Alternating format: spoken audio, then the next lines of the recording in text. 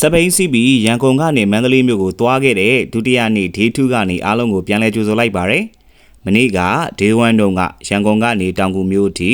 269ကီလိုမီတာအထိနင်းလာခဲ့ရပါတယ်။ဒီနေ့ဒေး2မှာရောတောင်ကူကနေကျွန်တော်တို့ဘယ်မြို့တွေအထိရောက်ရှိမှလဲလန်ခီအခြေအနေကရောဘယ်လိုရှိမလဲဆိုတာကိုလိုက်ပါကြည့်ရှုပေးပါအောင်ဗျ။မော်နီမှာမင်းညကတဲခိုခဲ့တဲ့တောင်ကူမြို့ကရိုးမမော်ဒယ်ကနေကျွန်တော်တို့မနက်9:20မှာပဲစတင်ထွက်ခွာဖို့ပြင်ဆင်ပါတယ်။ဦးတာဦးဆောင်နဲ့တောင်ကူမြို့ကဘိုက်ကာတွေကကျွန်တော်တို့ကိုလိုက်ပါပို့ဆောင်ခဲ့ပြီးကျွန်တော်တို့တောင်ကူဆိုင်းဖို့ရှိမှာပေါ့နော်အမှတ်တရဓာတ်ပုံလေးတွေဒါကျွန်တော်တို့ရိုက်ကူးပါတယ်ပြီးတော့တောင်ကူရဲ့ရှစ်တမျိုးဖြစ်တဲ့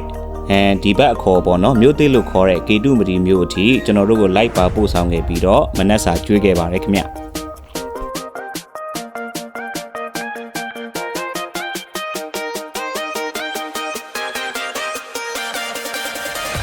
နေအောင်ကတော့စပြီးတော့ထွက်လာခဲ့ပါပြီ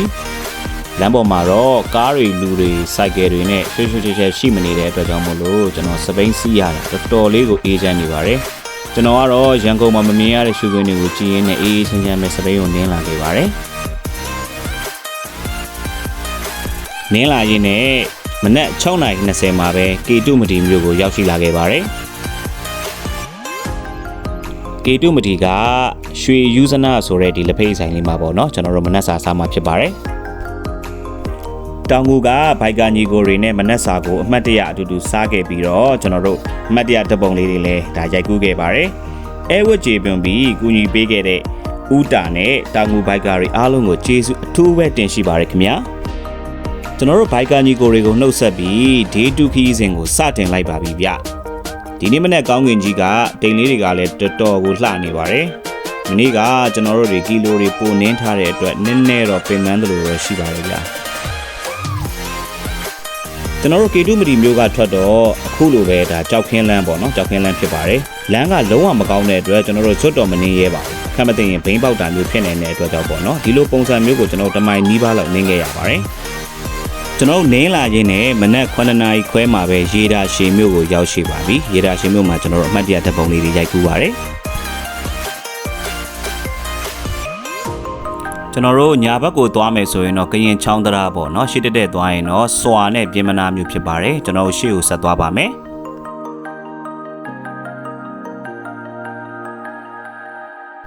ရေဒါရှည်ကနေစွာမြို့ကိုသွားတဲ့လမ်းကကွင်းပြင်ကြီးတွေကိုဖျက်ရတဲ့အတွက်လေကတော်တော်လေးကိုတိုးပါတယ်။ဒါကြောင့်ကျွန်တော်တို့တယောက်ကို9မိနစ်နှုံးစီနဲ့ group ride ပုံစံမျိုးလေးနင်းခဲ့ရပါတယ်။လေတိုးပေမဲ့ရှုခင်းတွေကလှပါတယ်ဗျ။အပြင်မှာတော့ပိုပြီးတော့လှပါသေးတယ်။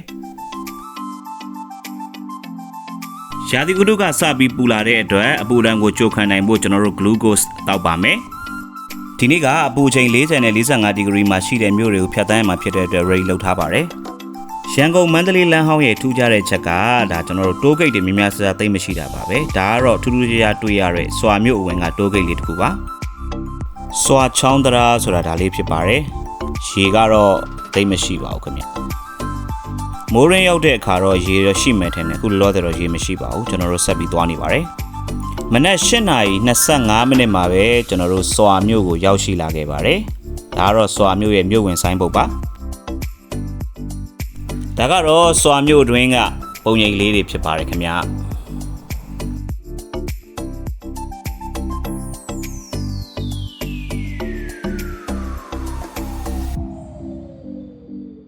နင်းလာရင်လည်းကျွန်တော်တို့8:46မိနစ်မှာတော့တာဂရမြို့ကိုရောက်ရှိပါပြီ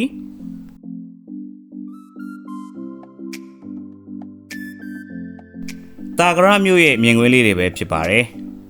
တာဂရမြို့ကစပြီးလမ်းကဂုံးတက်ဂုံးစင်းတွေစပြီးတော့များလာခဲ့ပါတယ်။ဒါကြောင့်ကျွန်တော်တို့ရဲ့စပိန်ဂီယာပိုင်းတွေလည်းစပြီးတော့အလုပ်များလာပြီပဲဖြစ်ပါတယ်။ဂုံးတက်ဂုံးစင်းတွေနဲ့တာဂရမြို့ကိုကျွန်တော်တို့ကြော်ဖြတ်လာပြီးမှတော့မနက်9:00ခွဲအချိန်မှာတော့ကျွန်တော်တို့မြို့လှမြို့ကိုရောက်ရှိလာခဲ့ပါတယ်။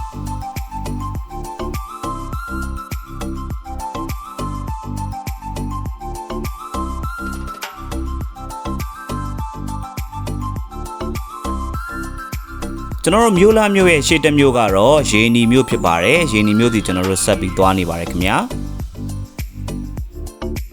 မနက်9:50အချိန်မှာပဲရေနီမြို့ကိုရောက်ရှိပါပြီအခုမြင်တွေ့နေရတာကတော့ရေနီမြို့ပေါ်ကမြင်ကွင်းလေးတွေဖြစ်ပါတယ်မြို့လေးကအေးချမ်းတယ်လူတွေကလည်းနှိမ့်ဆက်တူဝါအလုပ်တွေနဲ့ငင်းငင်းချမ်းချမ်းဖြတ်တန်းနေတာကိုမြင်တွေ့ခဲ့ရပါတယ်ကျွန်တော်တို့ရေနီမြို့ပြီးဆုံးရင်တော့နေပြည်တော်ခရိုင်ထဲကိုကျွန်တော်တို့စတင်ဝင်ရောက်လာတော့မှာပဲဖြစ်ပါတယ်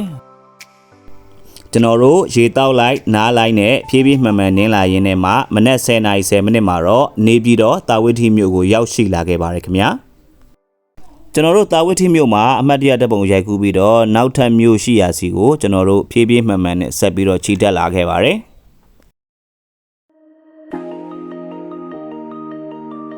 ကျွန်တော်တို့နင်းလာရင်းနဲ့မှလေဝေးမြို့နယ်တွေကဒီဆိုင်လေးမှာကျွန်တော်တို့အုံးရှိသီးဖြော်ရည်တောက်ပါမယ်ဒီနီနာဝင်းချင်မှာအခုလိုမျိုးပေါ့နော်ဒါအုံးရှိသီးဖြော်ရည်ဆိုင်တွေကကားလမ်းရဲ့ဟိုဘက်ချမ်းမှာရောဒီဘက်ချမ်းမှာရောဒါကျွန်တော်တို့ဆိုင်တွေအများကြီးဖွင့်ထားတယ်ပေါ့နော်ကျွန်တော်တို့ဒီလိုမျိုးရေတန့်ဘူး1လီတာဘူးအပြည့်အုံးရှိသီးဖြော်ရည်ကိုမှတဘူးကို4000ကျပ်ဖြစ်ပါတယ်ရတာတော့ဘယ်လိုပြောရမလဲဆိုရင်ချိုးတယ်ဤတယ်ပေါ့နော်ကျွန်တော်တို့များများတောက်နိုင်မှုအတွက်ရေခဲထည့်ပြီးတော့တောက်ခဲ့ရပါတယ်ဘယ်ဘက်ကိုချိုးရင်တော့လဲခွေးတက်တက်သွားရင်တော့မန္တလေးပါကျွန်တော်တို့နေပြည်တော်ထဲကိုဝင်ပြီးဆိုတာနဲ့အခုလိုမျိုးခုံးတက်ကုန်းစင်းတွေကစလာခဲ့ပါပြီအခုရောက်ရှိနေတာကတော့ကျွန်တော်တို့နေပြည်တော်လေဆိပ်ရှိရာအေလာမြို့ပဲဖြစ်ပါတယ်အေလာမြို့ကိုမနက်7:00နာရီအတိမှာရောက်ရှိပါတယ်ခင်ဗျကျွန်တော်တို့ပြင်းမနာမှာထမင်းစားမှာဖြစ်ပါတယ်ပြင်းမနာအထိ21ကီလိုမီတာနင်းရပါမယ်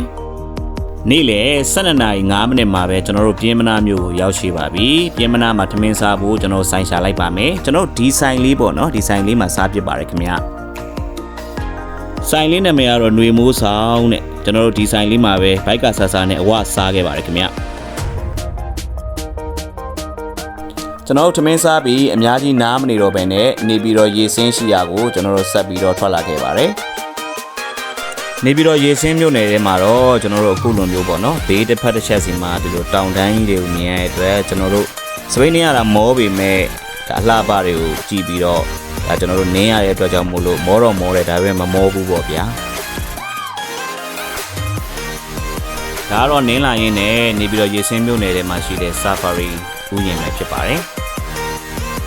မောတယ်ဗျာဂုံးတွေကတက်လိုက်ဆင်းလိုက်နေအပူချိန်44ဒီဂရီအောက်မှာဒါနင်းရတာလွယ်တဲ့ကိစ္စတော့မဟုတ်ဘူးပေါ့နော်ဒါပေမဲ့ကျွန်တော်တို့နားပြီးတော့နင်းနေပါတယ်ဗျာဒါတော့ဂုံးစင်းလေးဖြစ်ပါတယ်ဂုံးစင်းဆိုတဲ့အတွက်ကြောင့်မလို့ကျွန်တော်တို့ဒါနည်းနည်းတက်တာတယ်ပေါ့နော်ကျွန်တော်ညာဘက်ဆိုရင်တော့မျိုးသားအထိမ့်မဲ့ဥယျာဉ်ဘယ်ဘက်ဆိုရင်တော့ပုပ်ပါတီရီမန္တလေးဆိုတော့ကျွန်တော်ရှိတဲ့နေပါမယ်နားနေရင်လည်းဒီနေရာလေးကိုတော်တော်သဘောကျလို့ပါဗျာကွင်းပြင်ကြီးရဲ့အပင်လေးတွေရဲ့နောက်ကရှမ်းရုံးမတောင်တန်းကြီးရဲ့ပြီးတော့ဒီဘက်မှာစောက်လက်စတစ်ထပ်တိုက်ကလေးရဲ့ဒီအိမ်ရှင်ကိုတော့တကယ်ကိုအားကြမိပါတယ်ဗျာကျွန်တော်တက်နေရပြီတက်ရလုံးလို့ကင်မရာတောင်တုံးပါတယ်ဗျာဟိုးကနေကျွန်တော်တို့နင်းလာခဲ့ရပြီးတော့ကျွန်တော်တို့ဒီအရှိမလဲဘုံကြီးကအမြင့်ကြီးရှိပါသေးတယ်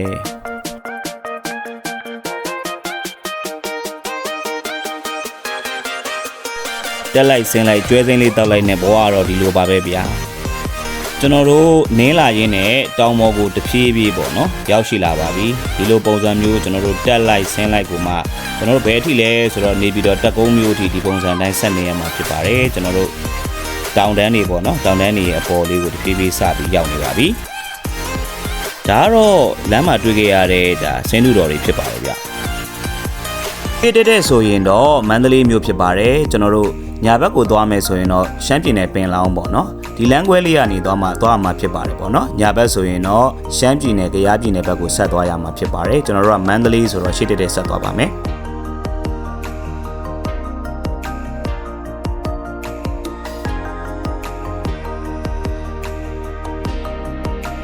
နင်းလာရင်းနဲ့မှာညနေ3:50အချိန်မှာတော့ကျွန်တော်တို့နေပြည်တော်တက်ကုန်းမြို့ကိုရောက်ရှိလာခဲ့ပါတယ်တက်ကုန်းမြို့လေးကတော့ကျွန်တော်လွန်ခဲ့တဲ့10နှစ်ဝန်းကျင်လောက်ကတစ်ခါရောက်ခဲ့ပူပါတယ်အရက်လေးမျက်နှာမှာတောင်တွေနဲ့ဝန်းရံထားတဲ့ဒီမြို့လေးကတော်တော်ကိုအေးချမ်းပါတယ် ဒီတဲခိုကန်လေးကတော့ကျွန်တော်တဲခဲ့ဘူးတဲ့တဲခိုကန်လေးဖြစ်ပါတယ်ဗျ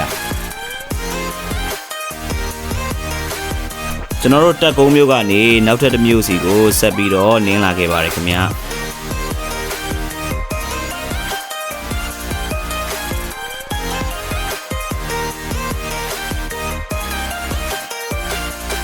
နေဆောင်တော့မှာဖြစ်ပေမဲ့ကျွန်တော်တို့ကတော့လိုရာရောက်ဖို့တော့နင်းရပါအောင်မယ်ခင်ဗျာ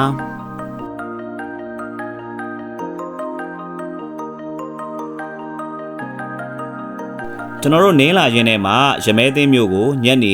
9:35မိနစ်မှာပဲကျွန်တော်တို့ရောက်ရှိလာခဲ့ပါတယ်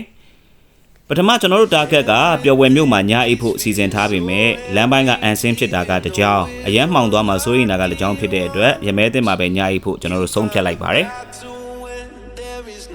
ရမဲသိန်းမြို့ကပန်းမြို့တော်အစင်းမြင့်တဲခိုကန်မှာကျွန်တော်တို့ဒီညအိမ်မှာဖြစ်ပါတယ်ညစာကိုတော့ကျွန်တော်တို့တဲခိုကန်ဘေးက